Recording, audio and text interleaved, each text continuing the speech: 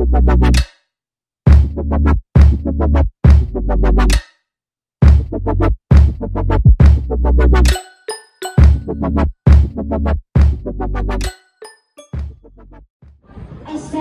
عليكم ورحمة الله تعالى وبركاته.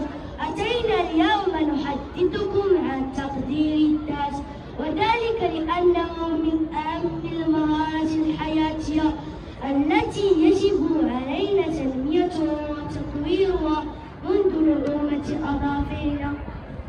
وتقدير الذات يعني شعور الطفل بالإيجابية عن نفسه وإحساسه بأهمية داخل محيطه وكفاءته وقوته واستحقاقه لحب من حوله. ولتقدير الذات أهمية بالغة، فهو ينمي شعوري بالثقة ويجعلني أكثر قدرة على العطاء والتحصيل الدراسي، كما يمنحني قوة للتعامل مع الصعوبات التي تواجهني ويساعدني على تحقيق أهدافي.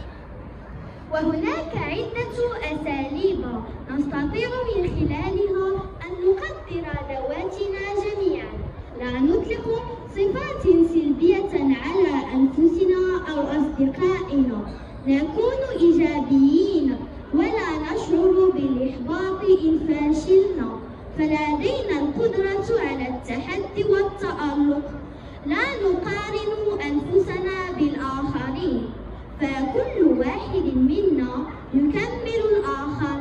نتعود قول كلمات تقدير الذات: أنا ذكي، أنا شجاع، أنا جميل، أنا محبوب.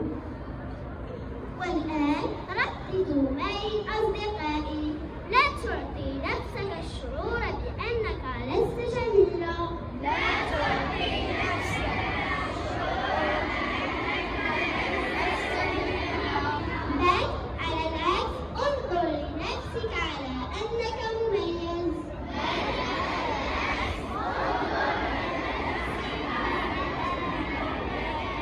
أسبوع موفق للجميع.